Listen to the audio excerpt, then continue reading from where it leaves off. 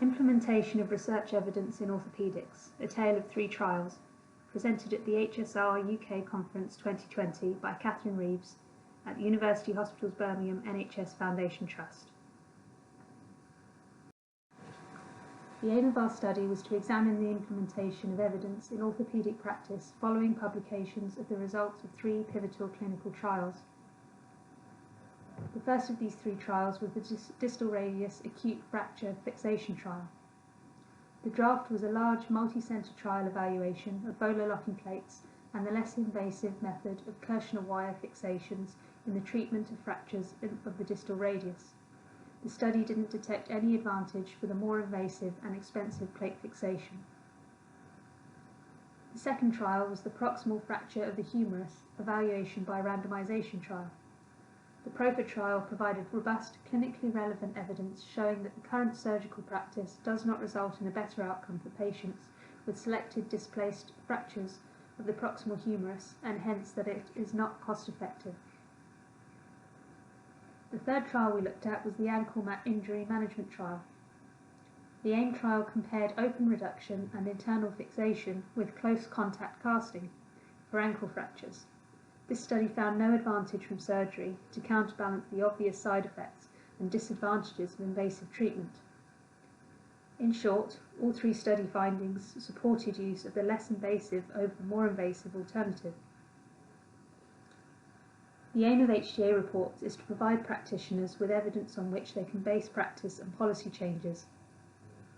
Although the reports don't make recommendations for practice, the results were clear-cut in terms of the rationale for these publicly funded studies. The NIHR Applied Research Collaborations for West and East Midlands joined forces to monitor the extent to which the findings from these trials might have influenced practice. In order to track the uptake of the treatments recommended in these three reports, we used data from the Hospital Episode Statistics database, which enabled us to plot the frequency of treatment types for specific diagnoses over time, beginning in 2003. After plotting the frequency of different treatment types at 6-month intervals, we calculated the frequency of the recommended treatment as a percentage of the total. In order to check whether there was a significant change in the frequency over time, we fitted a linear model to the time series and used a cumulative sum test to find whether this linear model fitted the data. If it didn't, we wanted to find whether the change, or the breakpoint in the data, coincided with the publication date of the HTA report. The date of the break in the model was identified using a wall test, and separate linear models were fitted before and after this date. This figure illustrates the number of K-wire fixation treatments as a percentage of the total. Our analysis indicated that a linear fitted model did not fit the data, and an estimated structural break corresponding to the first half of 2012 was found.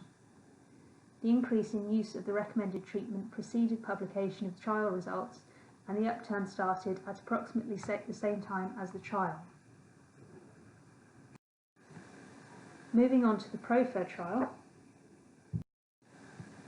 Again, this figure shows the number of patients who had the recommended treatment as a percentage of the total, this time being treated with a sling. This time we found no evidence for a break in the time series. It looks like the use of the less invasive procedure was increasing from the start of the trial. Lastly, we looked at the AIM trial. The recommended treatment in this trial was close contact casting, which is a relatively new technique. Our original plan for this analysis was to track the number of CCC treatments per 6-month interval and find whether this had risen as a percentage of the total, as in the analysis for the draft and PROFA trials. However, we found that differentiating between CCC and a traditional cast would be very difficult due to coding limitations. Therefore, we were only able to plot the number of surgical treatments without a denominator. Our analysis didn't find any evidence of a significant break in the time series. In this study, there was no anticipation of the results at the inception of the trial, nor does practice change in line with the published findings. Despite the finding that surgical intervention is no more effective than non-surgical care, the increase in operations seen during the trial continues after publication of the findings. In conclusion, implementation of results of all three HTA orthopaedic trials favoured the less expensive and less invasive options. In 2 of the 3 studies, a change in practice in line with the evidence that eventually emerged preceded publication of that evidence. A trend or a change in practice at around the start of the trial indicates that the direction of causation opposes our hypothesis that publication of trial findings would lead to changes in practice. It's important to remember that this is an association study, and a change in practice in any direction cannot be attributed to any particular causal hypothesis. Further qualitative work is needed to explain these observations. Thank you for listening. If you do have any questions or comments on this presentation, please add them as a comment below the video and we'll read and respond.